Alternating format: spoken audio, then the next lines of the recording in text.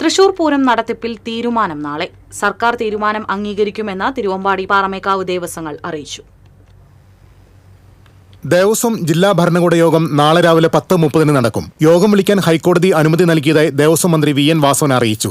നാളെ നടക്കുന്ന യോഗത്തിന് ശേഷമായിരിക്കും പൂരം നടത്തിപ്പിൽ തീരുമാനമുണ്ടാവുക. സർക്കാർ ഏകപക്ഷീയമായി തീരുമാനമെടുക്കില്ല. ദേവസ്വങ്ങളുമായി കൂടിയാലോചന നടത്തിയ ശേഷമായിരിക്കും അന്തിമ തീരുമാനമുണ്ടാവുക. അതേസമയം തിരുവമ്പാടി ഇത്തവണ വെടിക്കെട്ടിനില്ലെന്ന് തിരുവമ്പാടി ദേവസ്വം സെക്രട്ടറി കെ ഗിരീഷ് കുമാർ പറഞ്ഞു. സർക്കാരും ജനങ്ങളും പറയുന്നത് അംഗീകരിക്കും. ആഘോഷപൂർവ്വം പൂരം നടത്താനുള്ള ഒരു സാഹചര്യമില്ല.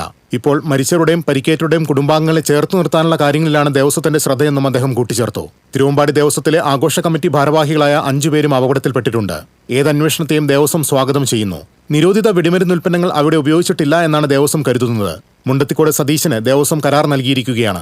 അദ്ദേഹം മറ്റു ഉത്സവങ്ങളുടെയും പെരുന്നാളുകളുടെയും ജോലികൾ കൂടി ഏറ്റെടുത്തിരിക്കാമെന്നും ഗിരീഷ് കുമാർ പറഞ്ഞു. അപകടത്തിൽ അട്ടിമറിയില്ലെന്നും ദേവസ്വം സെക്രട്ടറി കൂട്ടിച്ചേർത്തു.